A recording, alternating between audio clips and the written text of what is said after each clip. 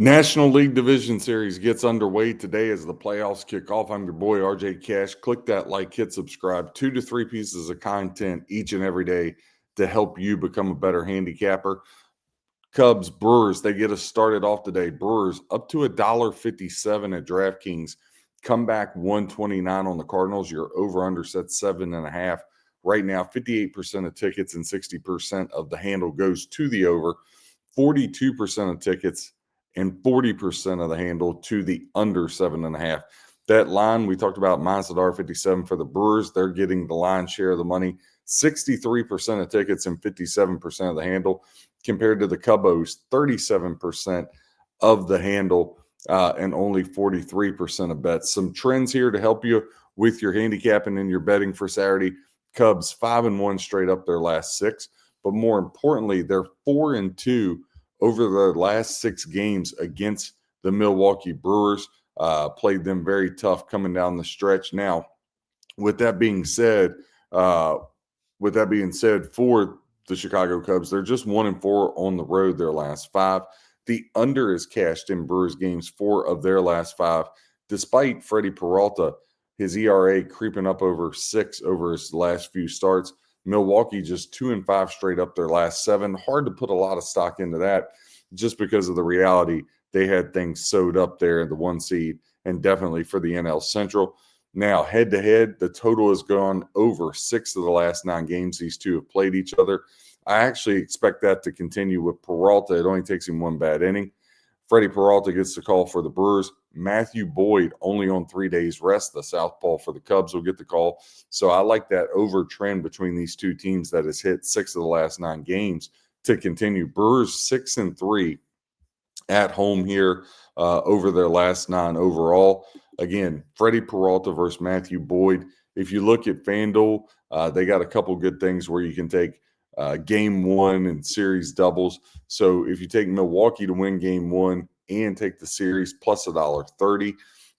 For the series itself, you got the Brewers minus $1.16 and the Cubs at even money. I got to tell you, the Brewers only minus $1.16. I just can't believe it's that low. Now, granted, this is a rivalry. I do feel like the Cubs could give them some trouble.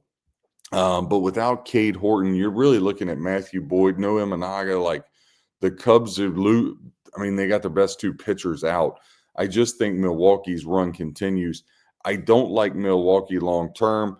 Unfortunately, I'm probably a square like everybody else. I look at that Phillies-Dodgers series and I'm like, okay, the winner of that series is going to go to the World Series, right? But I do think the Brewers have enough here to get past the Chicago Cubs, the division rival. So I will lean to the over for game 1, and I'll also lean Brewers for game 1. I also like that Brewers series bet. So a little bit of a square here, but again, I think these game 1s are very, very important, obviously, because you only have a 5-game series.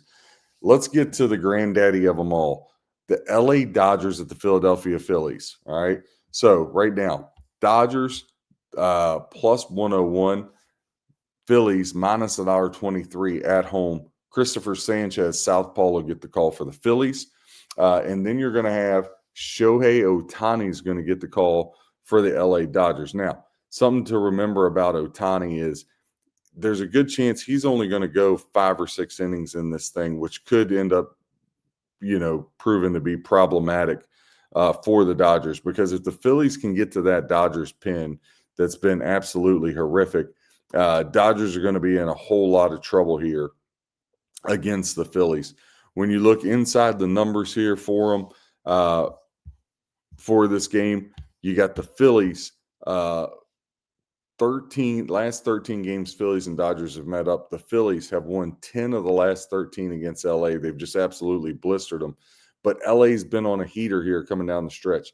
LA 7 straight wins and 5-0 on the road to go with it. We talked about the Phillies 10-3 over the last 13, just dominating the Dodgers. In Philadelphia, in the city of brotherly love, it's been even harder for the Dodgers. They're 1-6 straight up their last 7 games. The under for the Phillies is cashed for the last 5 games they've played in. The Phillies, we've talked about it, 6-1 over their last 7 at home against the Dodgers. But just in general, the Phillies have been blistering at home, 15-4 straight up. They've been absolutely phenomenal. Christopher Sanchez, you could have made the argument until he kind of took just a little bit of a turn there towards the end of the year. But even when they had Zach Wheeler there, he was pitching absolutely phenomenal down the stretch. For the series, though, even though the Phillies are favored game one and Ohtani's on the bump for the Dodgers at plus 101, you can actually, if FanDuel, get the Dodgers for the series minus $1.24, plus 106 on the comeback for the Phillies. Again, I talk about those series doubles because I think they carry a lot of value. If you like the Phillies like I do, Phillies game one with Phillies to win the series, you get plus $1.60. I think that's an awesome bet.